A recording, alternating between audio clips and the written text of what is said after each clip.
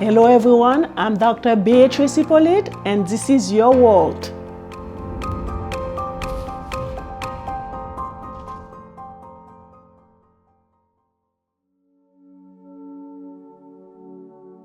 Hello everyone, welcome back to a brand new episode of Your World with Dr. Beatrice Hyppolite. Today I am so happy to have Mr. Bennett back. I promised you that he was gonna come back, so he's here today. How are you, sir? I'm doing well. Thank you again for having me back. I appreciate it. I had fun last time, so I had to come back. Okay. It seemed that you look different than last time. Yeah, well, I'm wearing my hoodie from this hoodie is Art of Valor, AOV, and this is a shot of the back. Okay. That in there. And what is your company? Yes, this is my nonprofit organization. Basically, what we do is art therapy for veterans. It's open to the public, but I want to focus on the veterans at first because there's a lot of resources that we don't know that we have, and we may not. Also, we need more than just what's out there from the VA. As a vet myself, I want to create something that allows veterans a safe place to go where they can express themselves through means that may be a little bit different than what we're used to, than sitting down with a therapist. This is something that you can express yourself through art, and you don't have to be an artist to participate in this program. Okay. And last time I remember you had a hat on, and today we get to see your full face, right? Yes. Okay, so welcome back. Thank you. So we're gonna talk about VA. What do you want people to know about VA? Veterans Affairs is an organization, I guess, for veterans to go to get resources, to get mental health, to get physical checkups, to when they retire, or just when they come out of the Army, they're able to go to get medical treatment, all different types of medical treatment. And it's a resource for veterans. Some veterans are not happy with the support that they may not be getting from the VA. Some are. My experience with the VA personally has been positive, but I do understand that it's not a perfect system. So that's why I'm here to give an alternative or something to add on to the VA to help. I don't know whether there is a truth to it because I never conduct any research about that, but they always say it's oftentimes hard for those vets to find resources most likely for mental health, because according to research, veterans tend to suffer with or diagnosed with PTSD. And upon finishing with their time or what have you, they may not have the resources available. Is that true? Well, the resources are there. There's a lot of resources for those who don't know. PTSD is post-traumatic stress syndrome. There are a lot of resources for veterans to get the help that they need. It's just the problem is the veterans don't know about how to go about getting those resources. So there are methods and ways for veterans to find this. There's a lot of things online. Right now, the resources are easier to find. It's just a matter of doing a little bit of background check and researching what is available to veterans. But yeah, a lot of veterans are suffering in silence. There's a stigma attached to dealing with their mental health. They may not know how to deal with their feelings and emotions, or they may not want to, based on their current situation.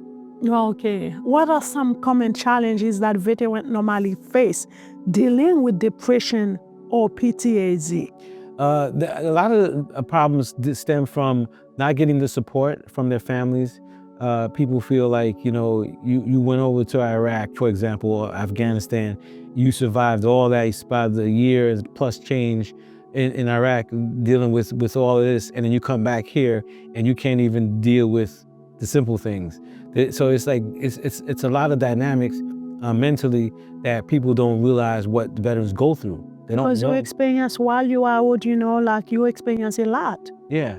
They experience a lot of different things, but you'd be surprised. Like being able to navigate the world of being deployed. That's something that we veterans are able to adjust our brain to, but then having to come back to your family life, it's a challenge. You know, your spouse may have been has a whole year with the children and experiencing life without you in the equation, and now you're coming back as the father, as the man of the house. This is for the males. Now women also have experience as well. We can talk about that as well. We'll talk about that. But for the males that has a family, they come back and now they have to reintegrate themselves back into the family environment, and being used to the being the male of the house. They're not. It's hard for them to adjust to taking the back seat a little bit, at least depending on the age of the kids. Yeah. Or in general. Just in general. Okay. Just in general, like, you know, that happened to me. So I've been deployed twice. The first time, you know, they gave us briefings and everything. The Army did a good job, but it's one thing to sit in a briefing, it's another to experience it. You do come back and you're like, the kids are like used to you not being there. Your wife has been holding it down for a whole year, you know, and they've been taking them to school. They've been the ones dealing with birthdays and sometimes they may be born while you're away. Yeah, kids learning to walk and talk or whatever the ages are, whatever happened that year, you missed a lot. You missed everything. You miss holidays, you miss graduations, you miss birthdays, you miss a lot. So when you come back into the fold, you're trying to figure out how to get back into it, and you're already dealing with what you just went through, experienced in seeing your friends and your partners, you know, suffer and die, and then now you're coming back, and now you have to deal with all that trauma, and then now you have to also figure out how to reintegrate myself back into my family in a healthy way. You know, and sometimes dealing with both of those, it doesn't work. It doesn't work. So you're coming back and you're like, you know, I'm the man of the house. Well, and then the woman's like, yeah, but you ain't been here. So you basically have to consider taking baby steps. Yes, baby steps, and it's easier said than done. The second time I was deployed, it was a little bit. I had experience in that. I knew going into it, like, okay, I can't just go up in the house thinking, you know, I'm back and everything falls back the way it was. And be the man that you're supposed to be. Yeah, and you don't understand that why your kids are not, you know, looking at you the way you want them to, which is as the breadwinner or the man of the house, the foundation. You know? But Mr. Bennett, while you are away, don't you have the opportunity to communicate with your family? You do. Now also you got to remember, when I was deployed, it was 2004. So the communication system was a little different. Back then we were still using calling cards. Cell phones wasn't a thing. There was no FaceTime. Yeah. So matter of fact, at that time, what they call it, the cams, the webcams was just invented. It just came out. So that was a new thing. So putting the camera, now the computers are built in with the cameras built in. Back then we had a little cyber cafe, as we called it, where we put together these computers so that people can communicate to their families. Facebook wasn't even invented yet. You know what I mean? So that's how the era I'm talking about. So as far as how it is now, I've been retired since 2021, so I can't speak on that. But you know, maybe you could have a younger veteran come in and have that conversation, how it is now. But referring to 2024, the communication wasn't as crystal clear as it is now. And also we were a first cav unit, so we were deep in the heart of it. So ComSec, communication security, ComSec, was very important. So we had to be careful of how much communication was going back and forth, because we don't want the enemy to know and to tap into where we were. Okay, safety was a big component. Right. So we had to.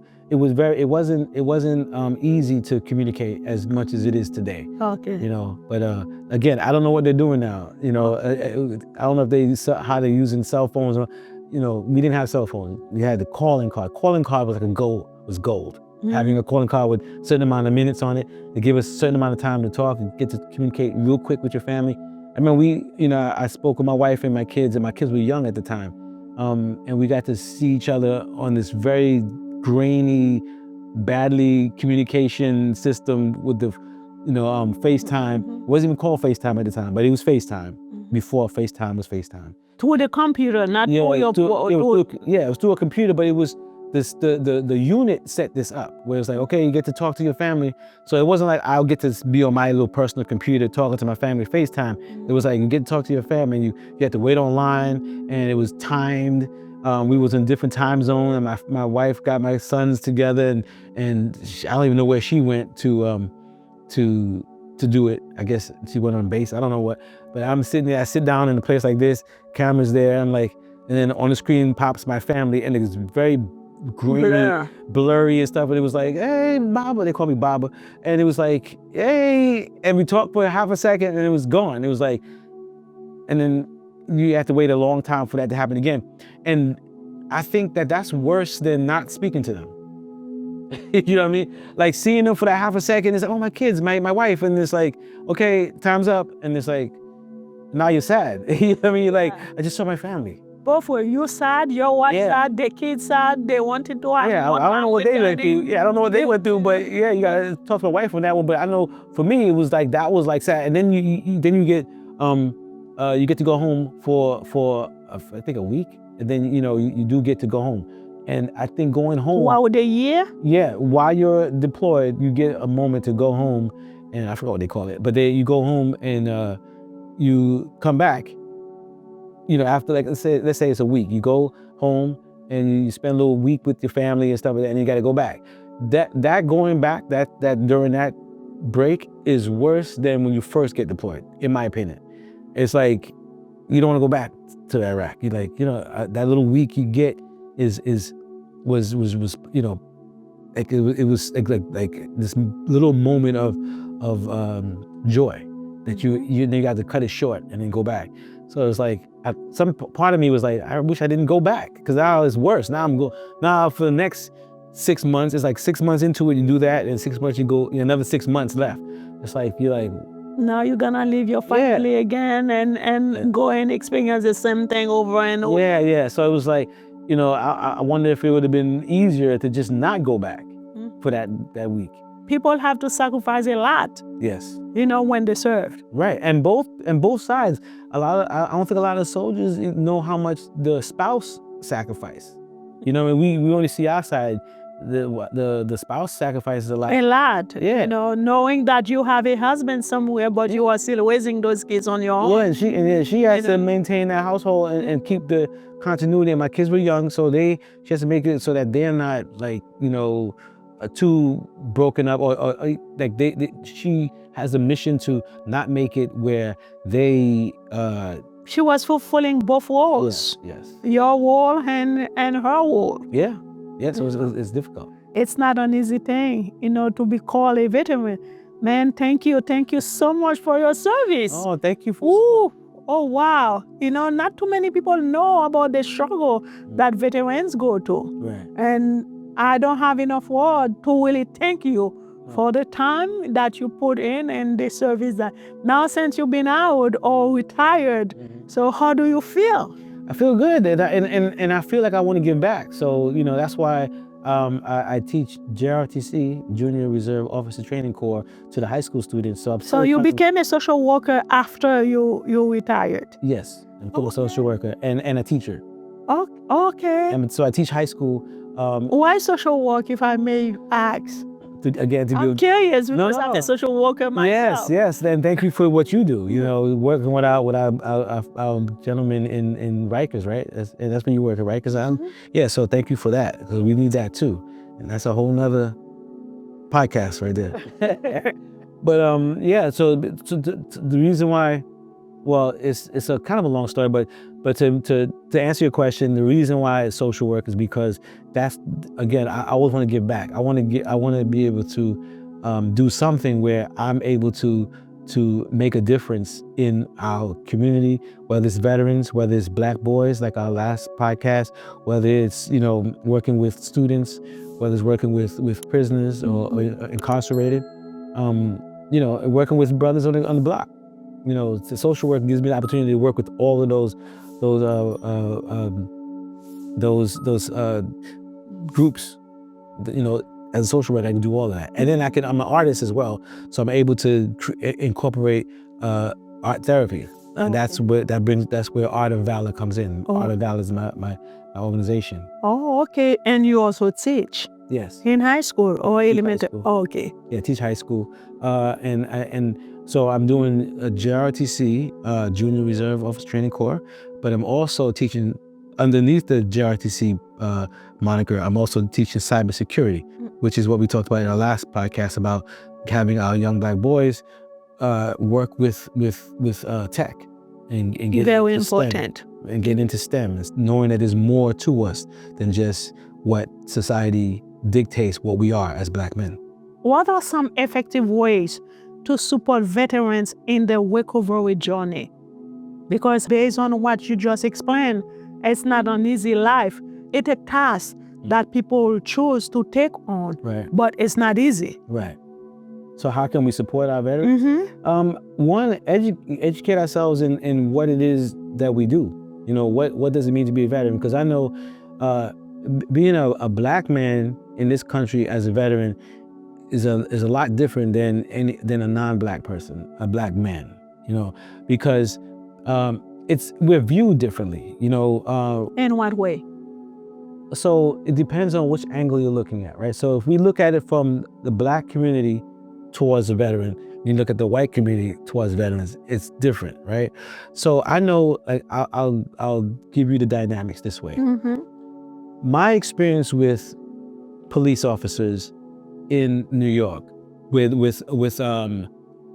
as a civilian, when I'm dressed like this, hoodie, hat, whatever, the cops look at me as a thug. They don't know me. I'm not a thug, never claimed to be, but they see me differently. They communicate to me differently.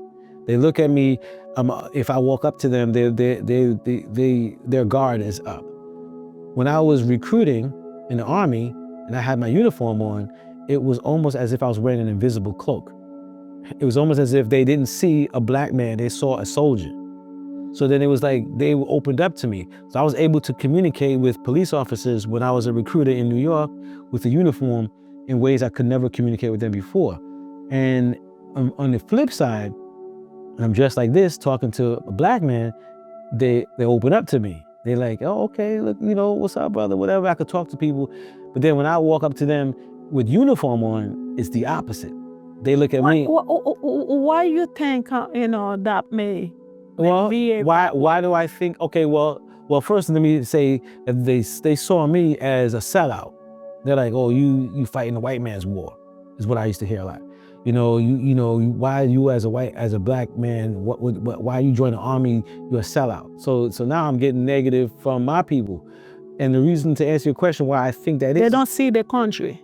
Yeah, they don't see the country. They don't respect the idea of fighting for this country, and rightfully so. This country have not been good to us.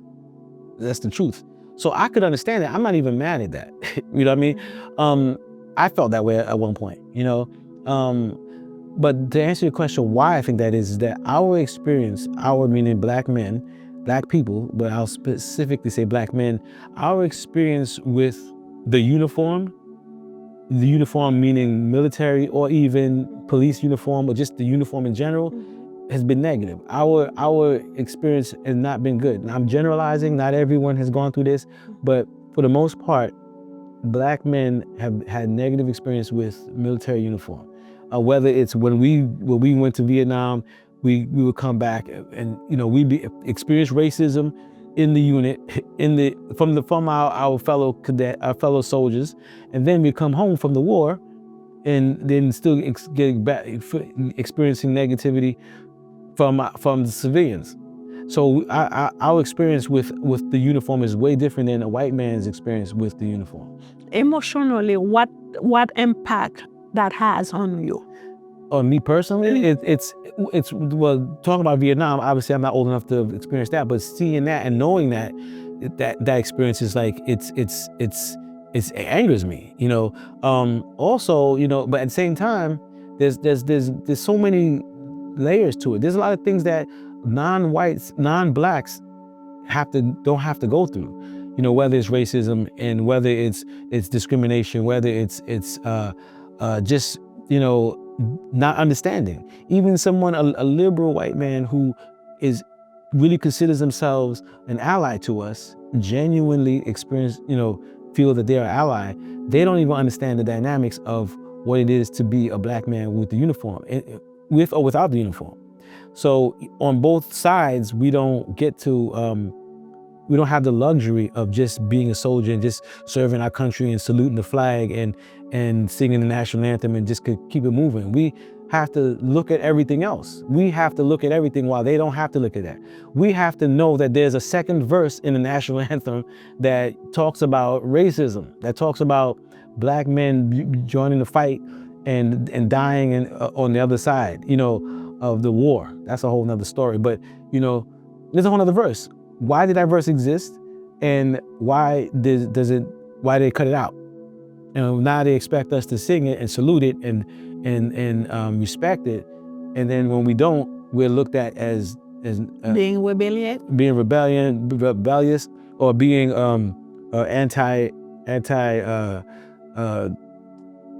I don't know. It's just it's a lot that we have to deal with, So we have to be able to figure out why. We always got to understand the whys. Why do we do the things we do? Why would a black man join this army in this world, in this United States, when the United States was not kind to us? If you were to give that the answer, why? For me, it's seeing the bigger picture, right? For one, we helped build this country, so we deserve to reap the benefits of this country as well as anyone else. Right? This country would not exist without us. Yeah. Yes, indeed. Yeah. So we, we deserve to get those benefits. Also, the training that you get from the Army is unlike any other training you would get outside of in the civilian world. And when I was recruiting, I remember I was recruiting in Jersey. I was walking down the street in my uniform, and a brother came up to me and was like, "Hey, brother, let me ask you a question. You think it was worth it? With joining the Army, wearing the uniform?" So, and I said, yeah, it was worth it because. And he said, but you selling out. You fighting the white man's war. I said, how do you feel about the Black Panthers? He said, I love the Black Panthers. He said, I said, where do you think they got their training from? How do you think they trained? How they got their initial training to work with military weaponry and took that training to the community and taught the community. So learning how to take an M16 apart and clean it, put it back together and learn how to shoot, accurately is an important skill to have that the military trained me on. And train you on how to protect as well. How to protect my family, how to protect my community, and how to protect the country. And myself, so there's value to what I got out of the Army. Also, this being it also taught you discipline, right? Discipline. I think I always had it, but yeah, it taught me how to fine-tune my discipline. It taught me how to be strategic, right? How to train, how to lead, how to be a leader. How to be physically fit. How to maintain my health, how to maintain, and I never would have found my calling to be a social worker if it wasn't for the military. That's a whole nother story too. Oh, so that's why you still look 16. Well, I don't know about that, but thank you so much. Yeah, I think so. It has to do with diet too, but I don't know, I guess. Okay. Maybe it's just my genetics, I don't know. Okay, so very important, good to know. Thank you. So what barriers do veterans face when seeking mental health care, and how can we address these obstacles? I think the obstacles are just not knowing where to go. So what we need to do is be able to make the resources readily available, easy to find. And I'm now building my nonprofit organization to a point where, like I said, it's kind of new, but eventually it's going to be a place where on my website, which is artofvalor.org, you can go there and find resources. The resources is there because it's not just about me, it's about the other organizations. That there are a lot of organizations out there for veterans. So the barriers is the lack of knowledge, the lack of knowing. So we need to get that resources and those links to the veterans and let them know this is where you can go to find this information. Prior, you mentioned, like when you joined the Army, there was the technology was not that advanced. And now this is 21st century, Right. a different ball game. What role can technology play in increasing access to mental health support to veterans? That's it right there. Being able to have an interconnectedness of communication to where veterans can go and online, whether it's social media, whether it's Facebook, Instagram.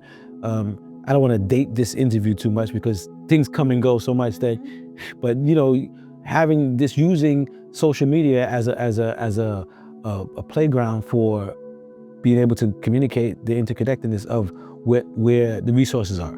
So we can use social media for that purpose. It can be used for good, it can be used for evil. I think we use it for good. Yeah, so it's like we have to choose what we want to use it for. Exactly. Okay, so before I continue with the questions, I want to read some statistics about this subject. In terms of PTSD prevalence, approximately 11 to 20% of veterans who serve in Iraq or Afghanistan suffer with PTSD.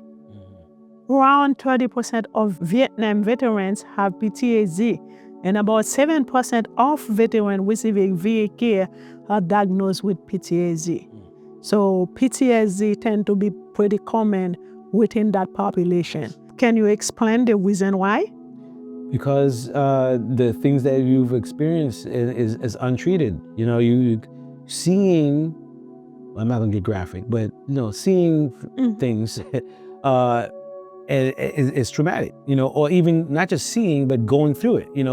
Some veterans experience, whether they were deployed or not, like the deployed veterans that had actually been in the fight and actually experienced some attacks and surviving that, whether physically or mentally or emotionally, that could leave a scar, a mental scar on you. Not to mention the physical scars, but the mental scars. That's the main reason. But even those who have not been deployed and have who's been in rare detachment and going through some of the struggles of not being able to finish the job and have to come out of the Army for whatever reason, whether it's if they experience some type of injury or something, they got to come out before it's time, and then now they can't pay their bills. In some cases that happens.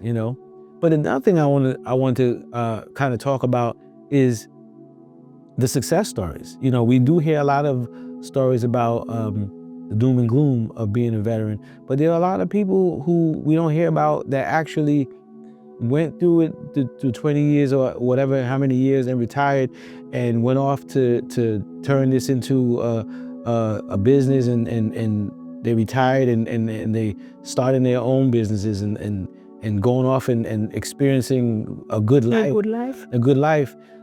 Those guys come back and they're the ones that become the social workers like myself, or become the financial advisors, or become the spiritual advisors, become the mentors. So there are both sides to it. There are a lot of success stories that we don't hear enough about. Okay. Yeah. So we need to, sometimes we need to. It's important to highlight those too. Yeah, absolutely. Okay. So for depression, let's get some statistics on depression and anxiety. According to research, 30% of veterans with PTSD also suffer from depression. And about 1 in 10 outpatient military clinic appointments is for depression. And veterans with PTSD are more likely to experience suicidal behaviors, substance abuse, and mental illness. Treatment and support. Only about half of veterans with PTSD seek treatment. So I think, stigma can play a major role into that too. The stigma, yes. Back to that stigma. And that's the thing, do the statistics talk about males versus females? No, it's just veterans in general. I could speak on the males. I don't know about the females. But the males, there is a stigma. Like, again, we go back to that concept of be a man, suck it up. What do you have to be wolf. Yeah, what are you complaining about? Just take care, do your male duty as a man, serve and protect. You just did it into your unit. Now you got to do it with your family, and vice versa, and back and forth. And there's no time for you to take care of yourself. There is time, but most men don't realize that there's time to spend time taking care of yourself. Which is crucial. Yeah, we're always taught to take care of everyone else, and we neglect ourselves. And that's where the depression comes in. That's where the substance abuse come in. Alcohol is the number one. They turn to drinking. A lot of people discover drinking in the Army. A lot of people, then that's where, and they don't know where to turn. Because when they don't know how to address it appropriately, so what they will be seeking is to numb that pain, and to numb the pain is to drugs or substance abuse. Right, yeah. Unfortunately. Self-medication. They self-medicate. So that happens. So, we got to find ways to take care of ourselves, mentally and physically and spiritually. Very important. Barrier to care includes stigma, lack of access to mental health services, and fear of negative consequences. So when they say fear of negative consequences, is there anyone that you can think of? Yes. A lot of times, so if you have a soldier that's considering or who has been taking drugs, right? He's an active duty soldier, and he's taking drugs. So obviously this is a way to get kicked out of the Army, get caught. So the Army has a thing now where if you come forward and say you need help and you've been taking drugs, they're now getting a little bit less stringent on that. Yeah, they're more lenient on that. So I think that's good. That's a good thing. That's a move in the right direction, because it's not like, what, you've been doing drugs, get out. And now it's like, they're helping. Now, if you say you have not been doing drugs and you get tested and you find drugs on you, one, you lied, and two, you didn't, what I'm saying? So that's a different story. But now I think that, I know soldiers who did that. They did not get kicked out. They were able to get the help that they needed. And I think that's important, getting the help. So we got to destroy the stigma of what it means to be suffering mentally, and also be doing to suffer from substance abuse as well. Very important. Yes. The VA offers various mental health services, including crisis intervention, Yes. counseling, Right. medication management, and inpatient psychiatric care. Right. So, which is very important, because it's like when you have people dealing with PTSD, depression, stress, anxiety, and so forth. So it's like, it's important to know that these services are out there, and you have places that you can go. Right, and that's what I was just talking about. That the Army is now set up in a way that they do have. They're getting better. Their Army is getting a lot better with being. They're very strict on the concept of mental health now. That's a big thing. Being able to, equal opportunity. They're trying to make it where everybody, the equity is there. Being able to move up in rank, no matter, just based on your merit and not on anything else. But it's made by humans, so it's going to be flawed. Yeah. It's still flawed. But the Army is working on that. So I should say the Army, the military, is working on that. It's improving. Yes, it's improving. So. Okay. And I still believe in what the military stands for, and it helped me, it helped my family, and I'm here. What does the military stand for? For me, like we said earlier, like discipline, creating a foundation. Okay. Actually having a strong foundation in where you can take care of your family. You could get it. They're offering degrees. You can go to college and have the Army pay for it. You know what I mean? A lot of people don't know that. You could go reserve, which work 1 weekend out of the month, and go have them pay for your college, and then also get a trade out of it at the same time. And it looks good on your resume. How many branches? The military, right? Yeah. So the military is a big umbrella. Yeah, the umbrella. You got the Army. Middle of it, you have how many branches? The four main ones are Army, Navy, Air Force, Marines. Then they have National Guard, which is local, and then they have the Coast Guard. And what else? Those are the ones I could think of right now, but there's more. So that's the main ones right there. Okay. Yeah. But you know what? Unfortunately, so the same way, like, when we had our show last time, and we came up with some statistic on suicide, among youth. But according to research, there are some veterans. Yeah. It is unfortunate, but we got to a point where they have to take their own lives. Right. The numbers, is like, it's kind of like significant, because even if it was like 0.%, it would have been significant, because nobody one whatsoever life, should have been find himself or herself to a point to take his own or her own life. So it's always a tragedy when things like that happen. One is too many. One is too many. Research indicates that about 17 veterans die by suicide every single year. Wow. 17. Yeah. That's way too many. That's too many, yes. In 2021, the age and sex-adjusted suicide rate of veterans was 71.8% higher than for non-veterans adults. Wow. That's 2021? In 2021. That's the year I retired too. Yeah. Whoa. It's sad. Yes, very much so. It is. That's why I'm doing this work, because I want to prevent that. I want to help to prevent it, and give veterans a place that they can go to, that they know that they can help. A lot of times veterans, they don't want, I shouldn't say veterans, people in general don't want to express themselves. They don't want to go and sit down and spill their guts to a stranger. So art therapy is not the end all be all, but it's another method that we could use. That's somebody who is not really ready to communicate. Maybe they can communicate through just expressing their emotions through creating art, whether it's sculpting, painting, drawing, what have you. I know oftentimes we mention stigma, but sometimes I think, some people may be too proud of themselves to seek for help. Yeah, I think so. That does happen. So, if you have a safe place you can go to go in and just express. You don't even have to talk about what is it you're going through. In time, that will come. Art of Valor we have some social workers on deck for that. But we also can just go to play the magic, playing some nice music, and just go and create art. And just express how you feel. And we have some themes. We have prompts that you can go to, that you can have set your art in motion to just get your feelings out. Sometimes we just need to get it out. And maybe we may not need to say it through words. Sometimes just painting colors on the canvas it should be enough. Yeah, sometimes. Just express it on paper. Yeah, creating music, sculpting. Military suicide rate are 4 times higher than death in war operations since 9/11. What's your thought on that? Well, after 9/11 happened, that's when deployment, we went to war. Before that, we weren't at war. We hadn't been at war since Afghanistan?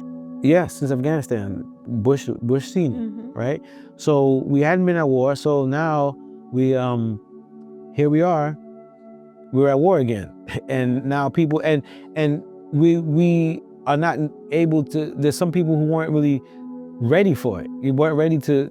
You go to. Some people join the military to go to college, and now they find themselves in Iraq fighting a war that had nothing to do with 9/11. Well, that's another conversation. That's another conversation. Okay, so let's continue with the questions.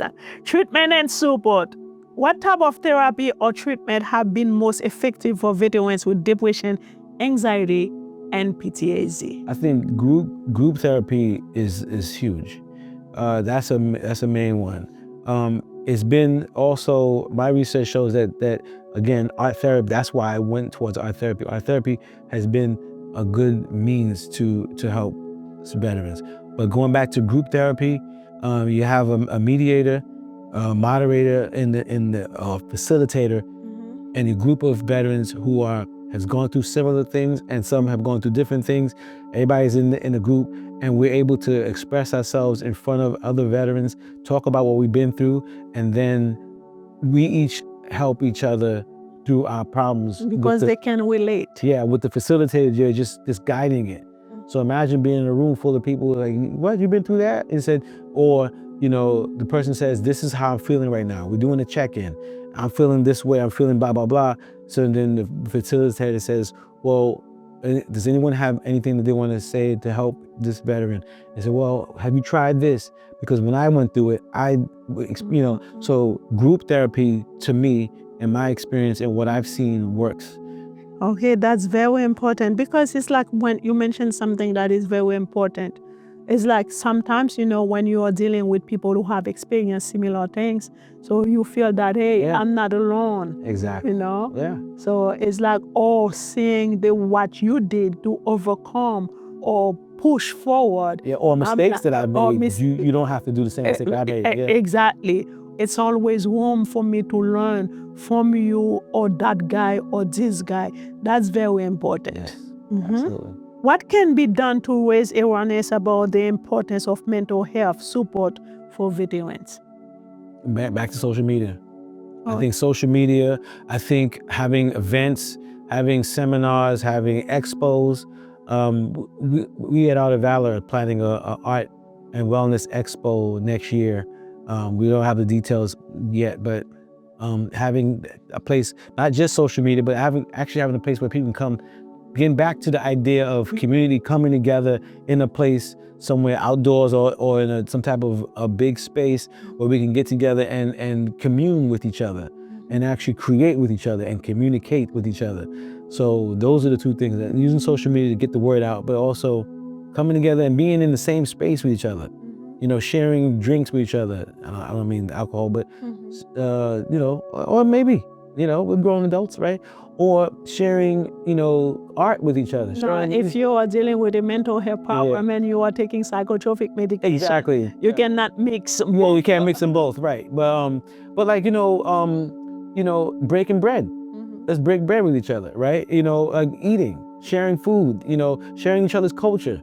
The good thing about the military is that you meet people you would never have met anywhere else. You know, I remember when, you know, coming a New Yorker from, you know, going to the military, I met people who was from the Midwest, the white boys who they never, I'm not exaggerating, and never met a black person in their life face to face talking as you and I are talking now. They may have seen a black person from a distance, but in their town there are no black people, and they see black people on TV, or they might see a black person in some type of job that you know, like that, you know, that they consider a lower job, and then now they're on the same level. We are both, you know, privates at the time, in basic training. And he's like, I actually had a kid tell me that. He's like, I've never had a conversation like this with a black person. I was the first black person this guy has ever talked to. When somebody told you that, is there anything that came to mind? Well, it's funny because, you know, we New Yorkers ain't used to that. You know, New Yorkers, we used to being around all types of people. That's a good thing about New York. New York is not a perfect place, but what I love about it is that we are used to speaking to people and being around all types of cultures, whether we like each other or not. You know, I'm used to being on a train with, you know, there's a Chinese person, a Japanese person, a Jewish person, a Puerto Rican person, Haitian person, you know, white person, and we're all on the train, commuting together, communicating, talking. So we're used to it. But you know, we're not used to seeing somebody who ain't used to us, right? So it's like, but for me, I was a little older. I joined the Army when I was a little older. I was 29 years old when I was a private, while everyone's straight out of high school. So this is a young 17, 18, 19-year-old who's never, and he's talking to me, I'm 27, so I'm older, so I have to have that understanding that, okay, I gotta, you know, I have to be mindful of his lack of experience and not be offended. Even being at the same level as you. Right. But you still have to be a mentor. Exactly. To that boy. Exactly. You know, he said he's never, you know, I think he used the word colored to, you know, to me. And I'm looking at him, I can clearly see he didn't mean anything by it. You know what I mean? Because that was the language. That's the language that his parents raised him on. He said, I've never been around a colored person before in my life. I'm like, you know, this 2000. You know, while you mentioned that's how he was brought up, recently, but it was around the election sometime last year. And my husband and I, we went to church. And upon entering the church, there was a couple sitting. And we were like the only Black people. Where is it? What city is this? Where are you? We're not gonna go into detail. Okay. All right. And we came about like maybe 3 or 5 minutes late because there was a parking issue. The church parking was full with other activities. To make a long story short, so it's like we got there, we sat down on the third row, and the row behind us, there was a couple with 2 kids. One of them had a red hat on. He basically told the wife, let's move. And the wife, he didn't want to move. The wife said, that is ridiculous. So when the wife said that is ridiculous, eventually they're gone. But I'm saying that it's to be in agreement to something that you just said. Whatever that the man did or said did not bother me. But I felt for those 2 kids Because they're learning who were learning their father behavior. Right. Now, so you just, because 2 Black people came and sat in front of you, you were not comfortable to have Black people. So how you think those kids gonna go up and treat other people? Yeah, it's the same. It's not the kids, it's the parents. Yeah, but that's why it's important. And so this is one of the benefits of the military, right? Because this kid that I'm talking about, he was probably being raised like that. Now he's 17, 18, just came out of high school, and now he's in the Army. His parents ain't around, and he gotta deal with me. Now you have a choice. You could either adjust, or you can have a negative experience.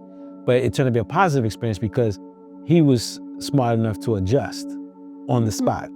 Or the way you approach it too. Yeah. Let's say, for example, if you were to address him as being not a very mature person, that could have escalated into something only God knows. And also, I carry myself in a way that I don't abide by the stereotypes of the negative stereotypes of what it means to be a Black man, right? So he felt comfortable enough to say that.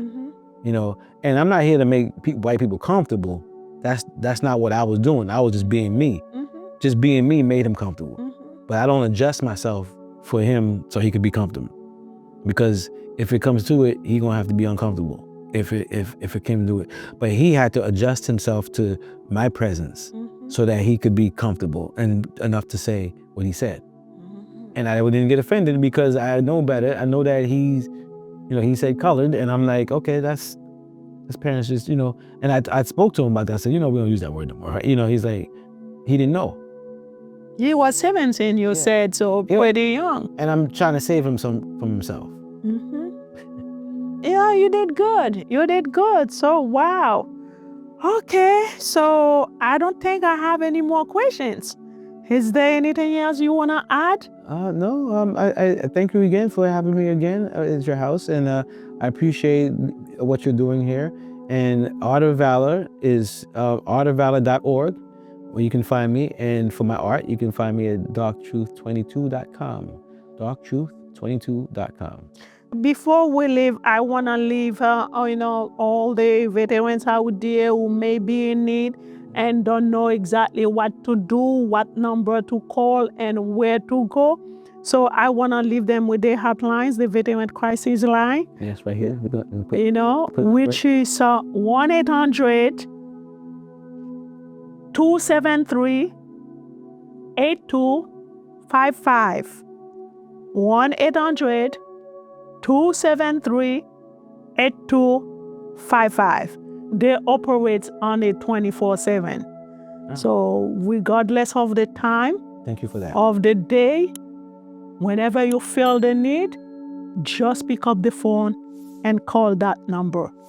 Sir, thank you for having me. You promised that you were gonna come back? Yes. And sure you did. Yes, thank you. And thank you so much. We have so much more to talk about. Exactly. So I know today is the second time, but it won't be the last. Yes. So I must see you again. Yes, ma'am. Thank you so much. Okay. Stay young, stay healthy, and stay handsome. Oh, thank you very much.